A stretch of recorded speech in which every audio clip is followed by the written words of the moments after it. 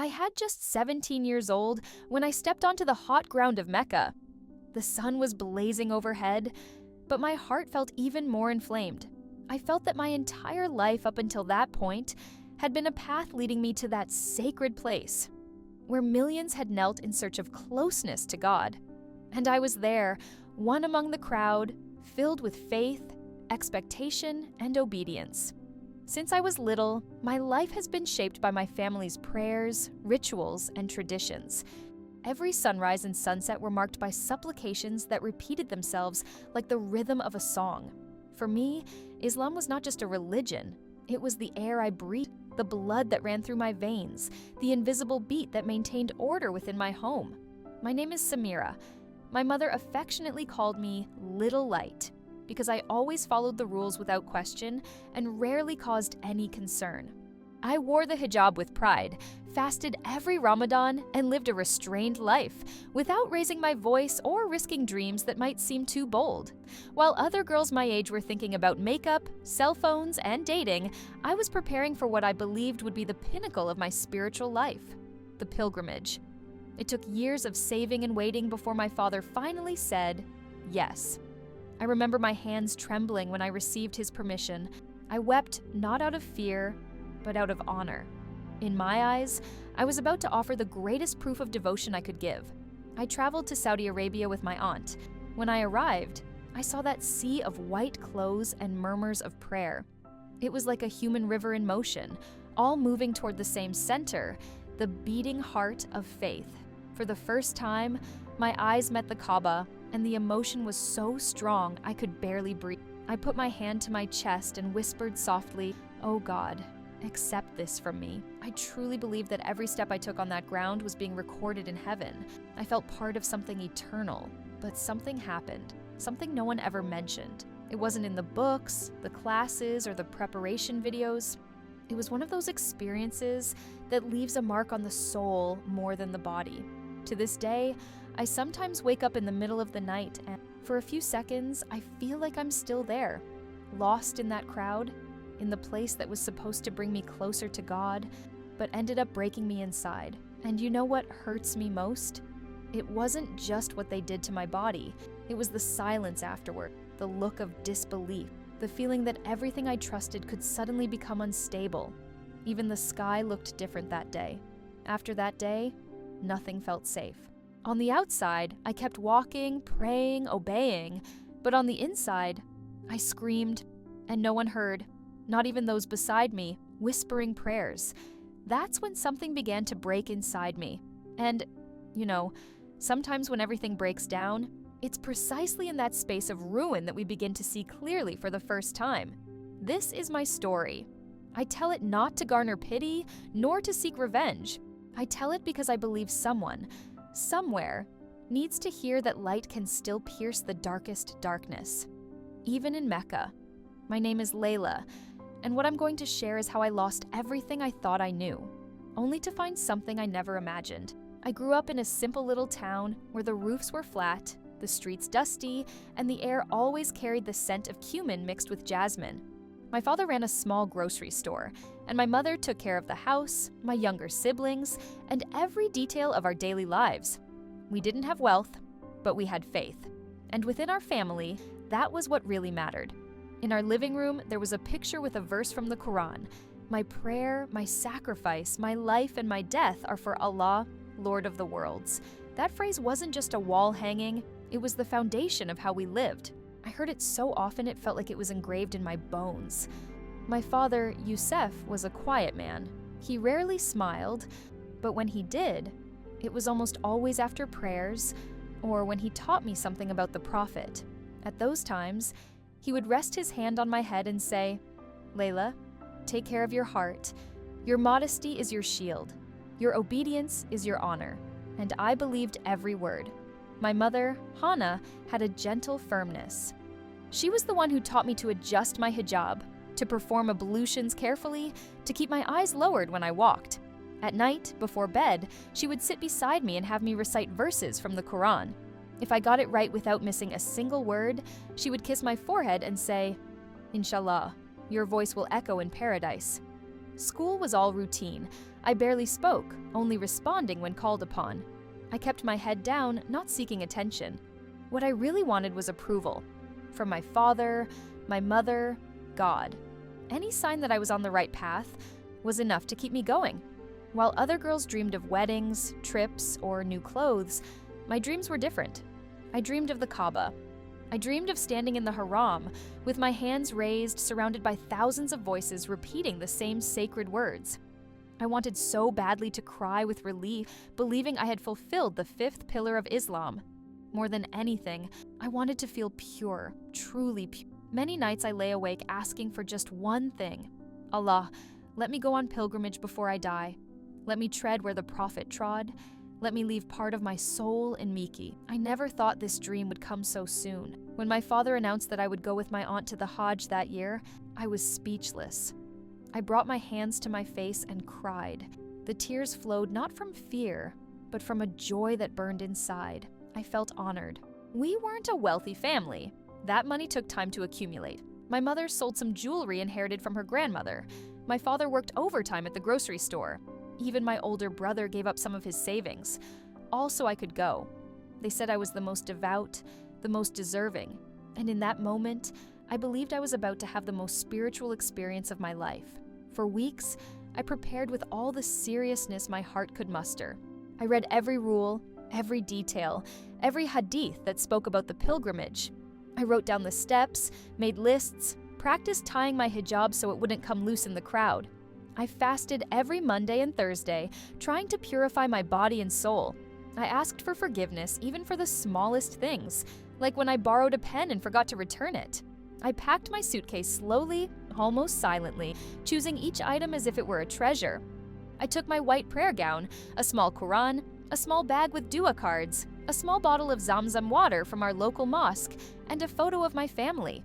The night before the trip, my mother kissed me on both cheeks and said, "Remember, Yasmin, you are going to the house of Allah. Walk as if angels were watching your every step." I nodded with tears in my eyes, and I believed every word she said.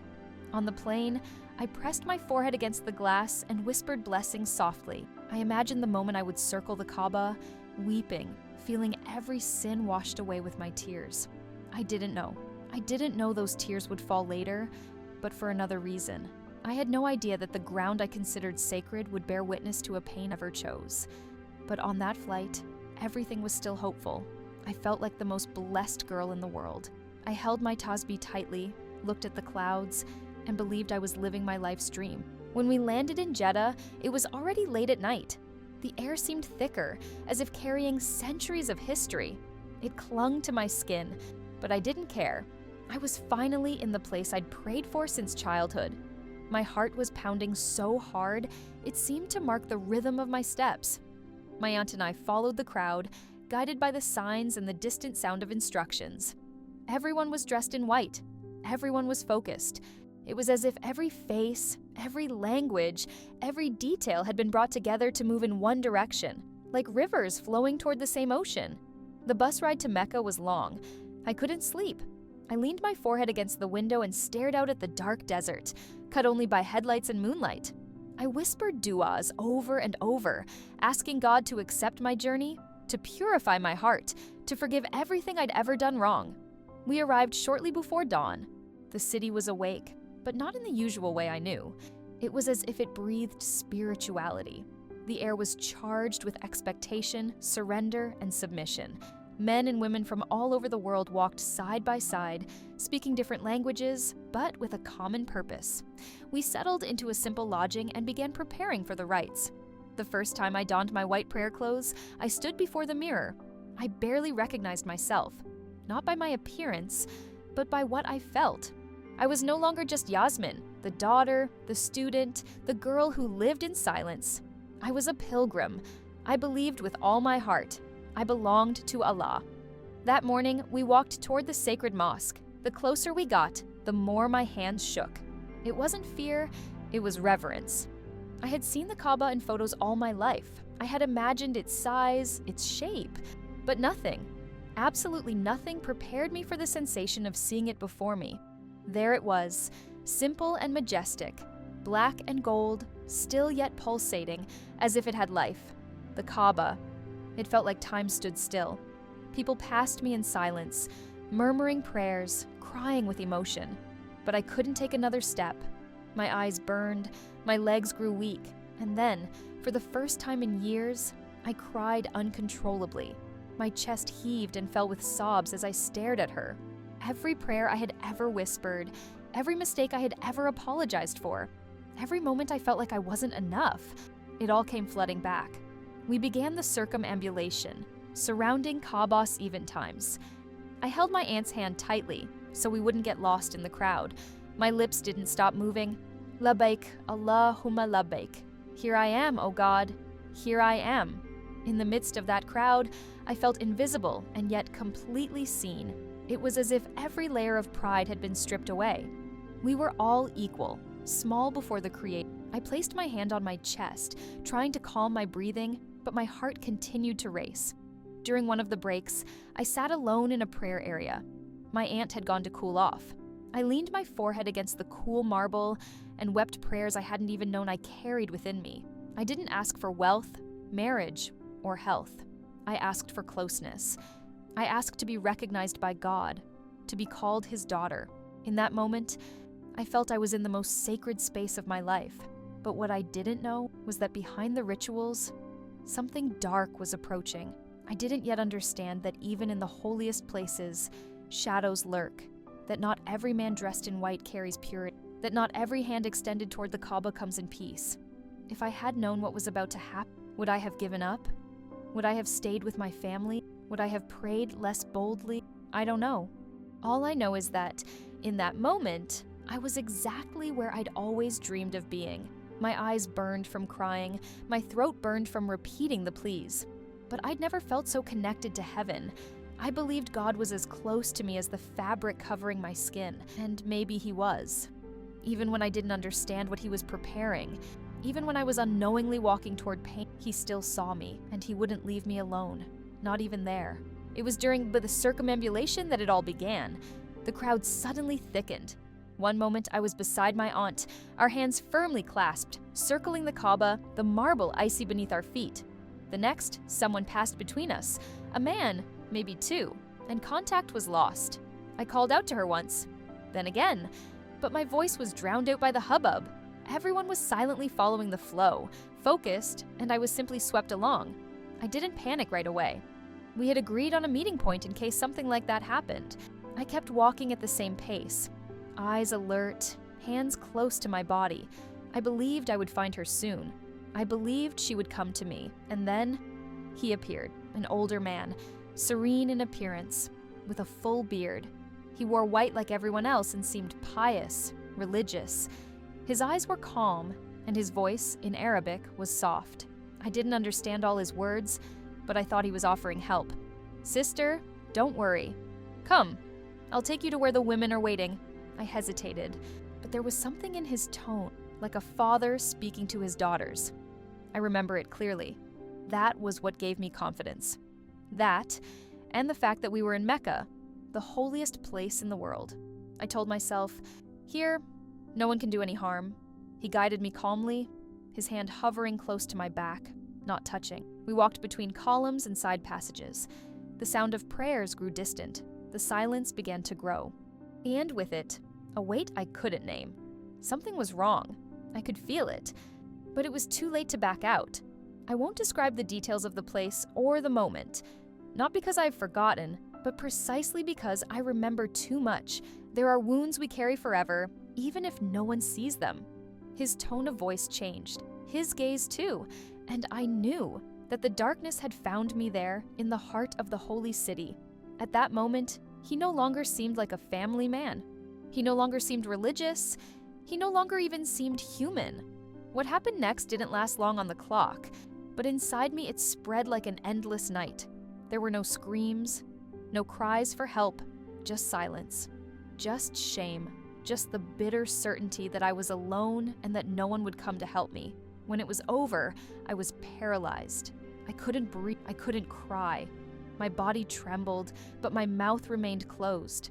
I looked around, and everything seemed blurry and distant. In the distance, I heard someone calling out to Adhan. I heard footsteps dragging sandals across the marble floor. But nothing seemed real. I walked back alone. Somehow, I made it through the crowd. Later, my aunt found me. She said my face was pale as a sheet. She asked what had happened. I told her I was tired, that I felt suffocated by the crowd, and that I needed to rest. And she believed me. Everyone believed me because I didn't say anything else. Because I couldn't say it.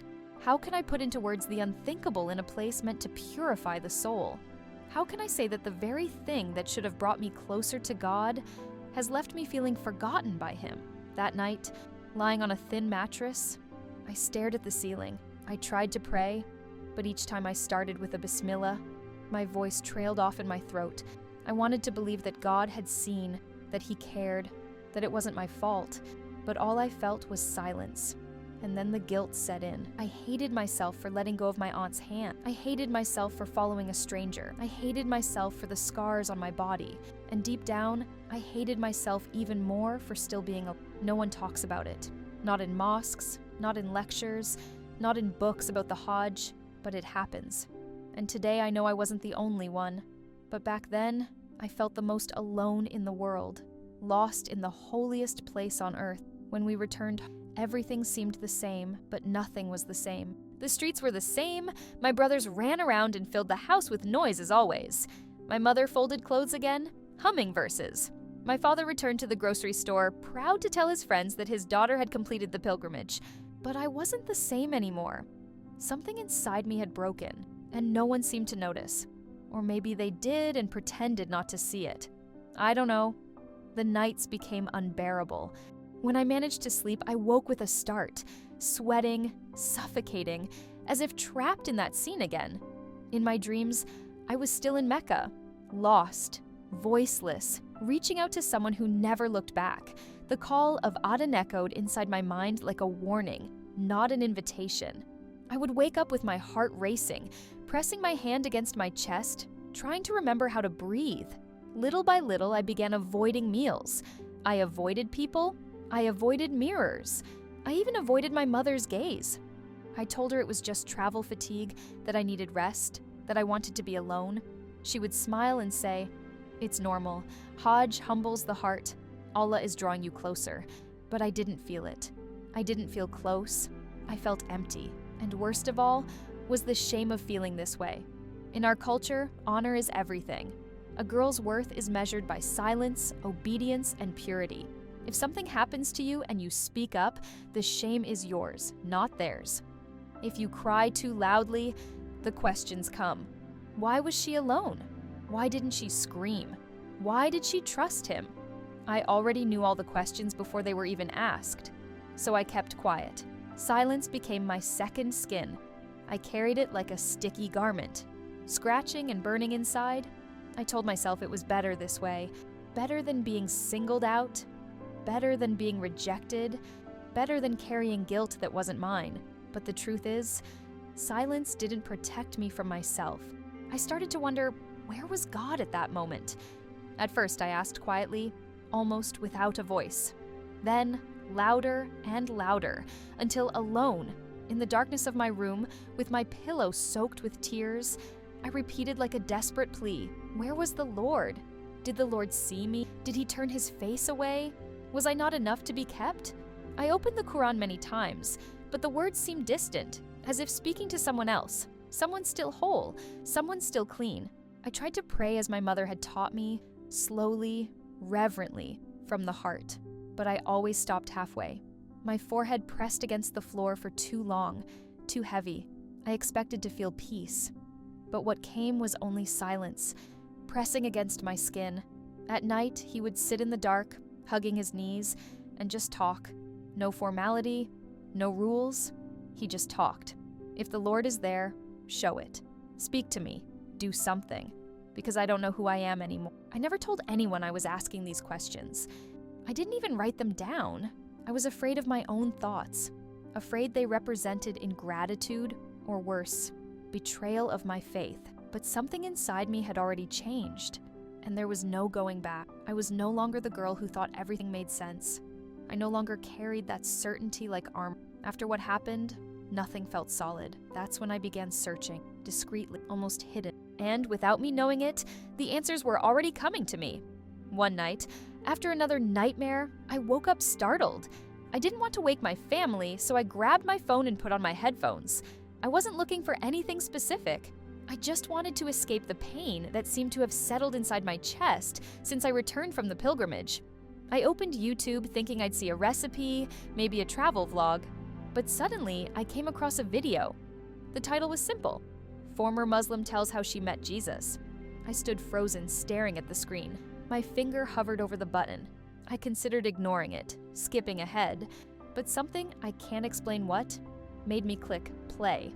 On the screen, a young woman appeared. She looked like me. She wore a veil, had a calm, delicate voice, and she spoke with such sincerity, as if she had nothing left to lose. She talked about the confusion inside her, about the pain of silence, about being hurt, and then finding someone who made her feel seen again. My heart raced as I listened. It was as if she were putting into words everything I was hiding inside. And then she said, I met Jesus. Not the Jesus I learned about in school, only as a prophet. Jesus who listens, who heals, who calls the broken by. That hit me hard. One testimony led to another. Two became 5. 5 became 10. Different faces, different countries, but they all had something in common: pain, questions, and then peace. A peace I didn't know, but which I desired so much that it hurt just thinking about it. Until one night I came across a video of someone reading the Bible aloud. I hesitated. I'd never heard the Bible like that. I'd always been taught it was corrupt, dangerous, and worthless. But I pressed play anyway. It was the story of the woman caught in adultery. The religious leaders dragged her before Jesus, stones in hand, ready to condemn her. I held my breath. I waited for Jesus to agree with them, to turn away from her, to judge. But he didn't. He bent down. He wrote on the ground. And he said, "Let he who is without sin cast the first stone." One by one they left. And when Jesus looked at the woman, he didn't shame her. He didn't ask her what she had done. Jesus' words echoed within me. "Neither do I condemn you. Go and sin no more." Oh, when I read about him saving that woman accused of adultery, I burst into tears. I wept for her, but I wept even more for myself, because in that story, I saw myself. I was that woman dragged down by shame, surrounded by voices ready to accuse. And for the first time, I imagined a God who would kneel beside me instead of turning away. A God who would defend me instead of destroying me. A God who would look me in the eye and call me his daughter, not a disgrace. After that night, I began searching more intensely. I cleared my browser history every day. I put on my headphones. I only watched when everyone else was asleep. I couldn't stop. The more I heard about Jesus, the more I wanted to know him. I wanted to understand how someone so holy could care for someone as broken as me. Until I found an online Bible. Just clicking the link made my hands tremble. It felt like every word I read would expose me, but I clicked. I opened it to the Gospel of John and read, "In the beginning was the Word, and the Word was with God, and the Word was God. The light shines in the darkness, and the darkness has not overcome it." Those words stayed with me. They accompanied me through the day. They embraced me at night. They were unlike anything I'd ever read before, not because they screamed, but because they were soft. Soft in a way I'd never experienced. Every night I read a little more. I stayed in my room, the lights dimmed, the Quran on a shelf, and now the Bible open on my lap. I was afraid, but I couldn't stop. It was as if my heart was being pulled towards something I couldn't explain, and I began to pray in a new way. These weren't formal prayers. I just spoke. I whispered simple words like, "Jesus, are you real? Were you with me when I suffered? Do you see me now? If you are who they say you are, show me." I didn't hear an audible voice, but inside me, something began to shift. For the first time since that day in Mecca, I didn't feel completely alone, and that's how it all began. I remember that night, I had cried myself to sleep, my pillow soaked, my heart aching with everything I was hiding, the shame, the silence, the confusion. I had prayed in secret, the door locked, my cell phone volume turned down to low, and deep down, I didn't even know who I was praying to. Was it Allah? The ceiling of my room? Or this Jesus I was just beginning to know? This Jesus who leaned down beside the broken and never turned them away. That night, something happened. I dreamed I was walking alone through a vast desert. The sand stretched as far as the eye could see, and the sky was I felt cold, even though I knew the desert should be hot. I didn't know where I was going, and each step felt heavier than the last. Then I saw him. A man dressed in white, with a soft light surrounding him, stood beside a well. At first, he said nothing. He just looked at me. But those eyes, there was a warmth in them I had never known. Not from my teachers, not from my friends, but even from my own family. It was the gaze of someone who saw everything about me, my flaws, my wounds, my pain, and yet never looked away. I started to cry. I fell to my knees, ashamed. I didn't say anything out loud, but it was as if he heard every hidden thought, every guilt, every pain, every fear. Then he walked toward me and knelt beside me, just as I'd read in the story of the woman accused of adultery. In that moment, I was that woman. Not by choice, but by the wound I carried. He didn't accuse me. He didn't ask any questions. He just said, "I'm with you. I always have been. You're my daughter." He didn't embarrass me. He called me daughter. I woke up gasping, my face wet with tears. But this time, they weren't tears of fear or despair. It was something different. I felt a strange peace, like a warm blanket wrapped around my heart. The room was still dark. Nothing around me had changed, but inside me, something had. It was the first time I didn't feel dirty. It was the first time I felt loved. The days after that dream were marked by silent storms within me. I couldn't forget his face, the sweetness in his voice, the steadfastness in his gaze. It haunted me, but in a healing way. I returned to my hidden Bible, flipping through pages I barely understood, but couldn't stop reading. Each verse seemed to speak directly to me, like a balm on wounds I'd never shown anyone. But with each revelation came the weight of reality, my family, culture, entire life. What would they do if they found out? What would they say if they only suspected? I grew up hearing that abandoning Islam was the worst betrayal, a cause for shame, rejection, even death. I imagined my mother's tear-stained face, my father's harsh silence, my brother's anger. Fear gripped my chest like a vice, but not even that fear could drown out the voice I had heard in the dream. "You are my daughter." One night, I couldn't bear the torment any longer. I closed the bedroom door, turned off the lights, and knelt beside the bed. My voice trembled as I whispered, "Jesus, if you are true who you say you are, if you are the Son of God, the Savior, I can't do this alone anymore. I accept you. Please save me." At that moment, something inside me broke. Tears came like a torrent. My hands shook as they covered my face. But it wasn't pain I felt. It was relief. Layers and layers of heaviness began to fall away. A soft light blossomed within me, not like fire, not like fear, but like peace. Peace so deep I couldn't explain it. For the first time, I was not afraid. I was loved. I didn't know what the path from there would be. There were still questions. There were still risks.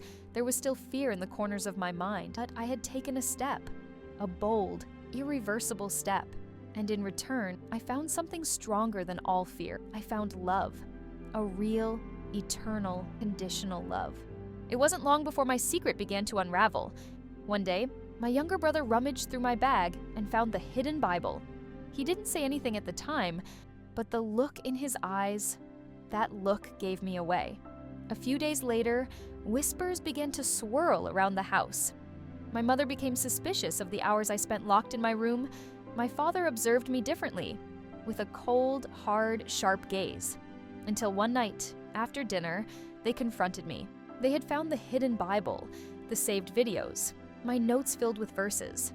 My trembling silence was the confirmation they needed. What came next was like an explosion. Screams, accusations, tears. My mother wept as if she had lost a daughter to death. My father shouted words I never imagined I would hear from him. "You have shamed us. You are no longer my daughter." My brothers looked away. I was no longer their sister. I was a disgrace, a traitor to the faith. They took away my cell phone. They locked me in my room. Through the crack in the door, I heard whispers of an arranged marriage, threats of being sent away, rumors of corrections that made me tremble inside. That night, my heart racing, I made a decision. I grabbed a small backpack, threw on the clothes on my back, and fled through a narrow window. The streets were dark, the cold wind hit my face, but I didn't look back. I kept walking. That's how I found shelter through a secret network of Christians I'd discovered online. A generous woman welcomed me into her home. She'd heard stories like mine. She draped a blanket over my shoulders and said, "Now you are safe." Following Jesus cost me everything: my family, my home, even the identity I carried before the world. But at the same time, I found my soul. I lost so much, but I finally found the truth. I finally found freedom, even hidden. Even with fear lurking, a new strength began to blossom within because I knew I would never be alone again. The first few weeks after my escape were silent. I was safe, yes, but still broken. The memories of what I had suffered, the abuse, the rejection, the loneliness, haunted me like shadows that wouldn't go away. But then something unexpected happened. Love from strangers. The same woman who welcomed me took me to a small church in a simple house. There, they didn't ask for explanations or proof. They simply opened their arms. They prayed with me, they cried with me, and for the first time in my life, I felt what a true community was like. No pressure, no fear, just love, sincere love, a love that heals. It was this woman who introduced me to a kind pastor and his. They encouraged me to seek counseling. At first, I hesitated, but those sessions became sacred ground, a space where I could finally speak about the trauma, the betrayal, confusion. No one rushed me, no one judged me. They just listened with a quiet compassion that healed more than words. One night during prayer, the pastor looked me in the eye and said, "You are not dirty. You are not broken. You are loved." That sentence broke something inside me. In that same instant, something new began to. I started writing my story in a notebook. At first, it was just for myself, but little by little, I began sharing parts of my testimony in small gatherings. I met other trauma survivors, people searching for truth, even former Muslims who had also found Christ. Their stories gave me strength, and mine somehow gave them hope. Peace didn't come all at once. It arrived slowly, like the sun slowly breaking through after a long, dark night. I smiled again. I sang again. For the first time, I realized I wasn't defined by what happened, but by the one who loved me, Jesus. He transformed my ashes. I was no longer just the girl who survived. I was a daughter. Healing was no longer a distant true reality. I want to talk to you now, the girl who feels broken, who has been hurt in silence and cries in the dark where no one sees. I know how you feel because I was you. You are not alone.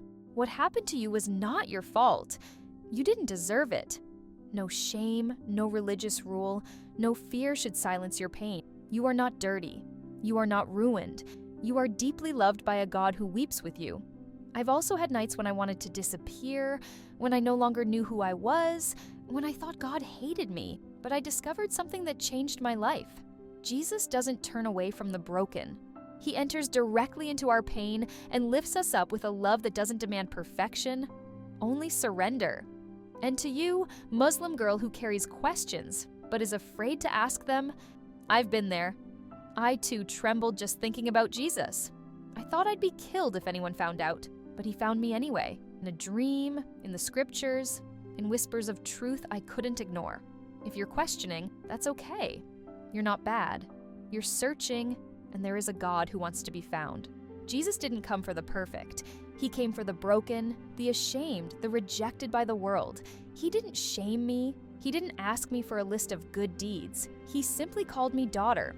And now I want the whole world to know what he has given me. Peace instead of fear. Love instead of judgment. A home not only in this life, but for all eternity. You no longer have to carry the burden of silence. There is hope. There is healing. There is freedom. And his name is Jesus. If he could love a girl like me, he can love you too.